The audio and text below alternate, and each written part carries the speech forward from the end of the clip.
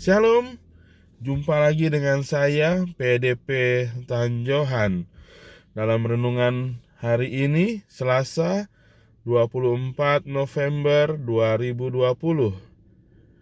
Renungan yang akan saya bagikan terambil dari Yakobus 5 ayat 13 sampai dengan 20. Kalau ada seorang di antara kamu yang menderita, baiklah ia berdoa. Kalau ada seorang yang bergembira, baiklah ia menyanyi. Kalau ada seorang di antara kamu yang sakit, baiklah ia memanggil para penatua jemaat, supaya mereka mendoakan dia, serta mengoleskan dengan minyak dalam nama Tuhan. Dan doa yang lahir dari iman akan menyelamatkan orang sakit itu, dan Tuhan akan membangunkan dia. Dan jika ia telah berbuat dosa, maka dosanya itu akan diampuni. Karena itu hendaklah kamu saling mengaku dosamu dan saling mendoakan supaya kamu sembuh. Doa orang yang benar, bila dengan yakin didoakan, sangat besar kuasanya. Elia adalah manusia biasa sama seperti kita, dan ia telah bersungguh-sungguh berdoa supaya hujan jangan turun, dan hujan pun tidak turun di bumi selama 3 tahun dan 6 bulan. Lalu ia berdoa pula, dan langit menurunkan hujan, dan bumi pun mengeluarkan buahnya. Saudara-saudara, jika ada di antara kamu yang menyimpang dari kebenaran, dan ada seorang yang membuat dia berbalik, ketahuilah bahwa barang siapa membuat orang berdosa berbalik dari jalannya yang sesat, ia akan menyelamatkan jiwa orang itu dari maut dan menutupi banyak dosa. Ya, renungan hari ini saya beri judul pengaruh doa. Natsnya diambil di ayat yang ke-16. Doa, karena itu hendaklah kamu saling mengaku dosamu dan saling mendoakan supaya kamu sembuh. Doa orang yang benar, bila dengan yakin didoakan, sangat besar kuasanya. Bertahun-tahun para peneliti berusaha menyelidiki apakah doa berpengaruh terhadap kesembuhan fisik. Seorang profesor pembantu di sebuah fakultas kedokteran di salah satu negara bagian di luar negeri menyatakan bahwa usaha pembuktian pengaruh doa terhadap kesehatan secara ilmiah hampir tidak mungkin dilakukan.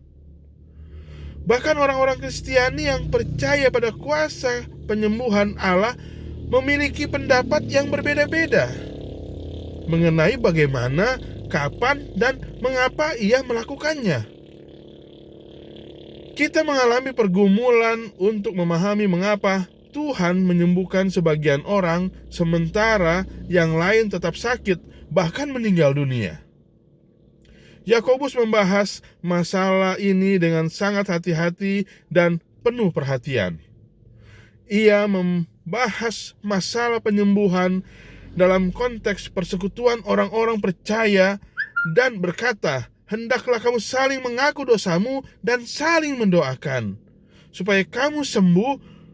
Doa orang benar, bila dengan yakin didoakan, sangat besar kuasanya.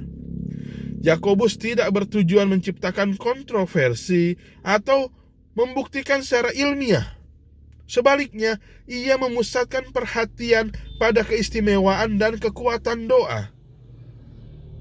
Saat membahas penyembuhan fisik, ia pun mengikutsertakan panggilan untuk memulihkan kesehatan rohani melalui pertobatan dan pengakuan dosa. Ilmu pengetahuan berusaha mencari pembuktian hukum sebab akibat. Namun iman mengarahkan kita untuk memohon kekuatan dari Allah yang penuh kasih, yang rencananya sulit kita pahami tetapi selalu dapat kita percayai. Kesimpulannya, doa adalah lahan tempat pengharapan dan penyembuhan tumbuh subur. Ya, saudara-saudara yang terkasih, jika kita mensejajarkan atau membandingkan antara logika ilmu ilmiah dengan iman percaya kita lewat doa, terkadang itu tidak akan bisa sinkron. Karena doa kita atau iman kita melampaui spiritual, melampaui ilmiah kita, melampaui logika kita. Oleh sebab itu, jika kita sungguh-sungguh beriman dan kita percaya akan adanya kekuatan yang maha dahsyat dari Tuhan, tetap kita berdoa, tetap kita andalkan Tuhan. Karena tanpa bisa dibuktikan sekalipun dengan logika ataupun dengan ilmiah, ilmu kedokteran, doa itu berkuasa dan bisa menyembuhkan segala macam sakit penyakit. Jika kita berdoa dengan iman percaya kita yang sungguh-sungguh, dan kita pun adalah orang-orang benar. Oleh karena itu, selalu kita bangun hubungan kepada Tuhan untuk selalu kita mendoakan kehidupan ini, kehidupan kita sendiri, pribadi kita, kehidupan orang-orang yang kita kasihi, orang-orang yang kita layani, orang-orang yang bersama-sama dengan kita dalam persekutuan, bahkan seluruh orang sekalipun yang tidak kita kenal. Maksudnya adalah bukan soal kesembuhan dari penyakit saja, dari perbuatan-perbuatan yang tidak baik.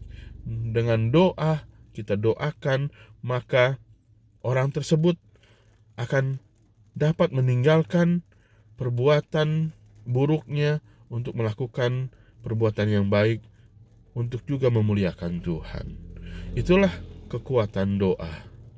Dan doa harus kita lakukan dengan sungguh-sungguh, dengan iman percaya yang sungguh-sungguh, sehingga doa itu benar-benar terjadi, mukjizat terjadi dalam hidup kita. Terus kita bangun hubungan dengan Tuhan melalui doa dan permohonan kita, karena tanpa Dia kita tidak ada artinya, dan kita andalkan Dia dalam setiap kehidupan kita. Haleluya. Tuhan Yesus memberkati kita semua. Shalom.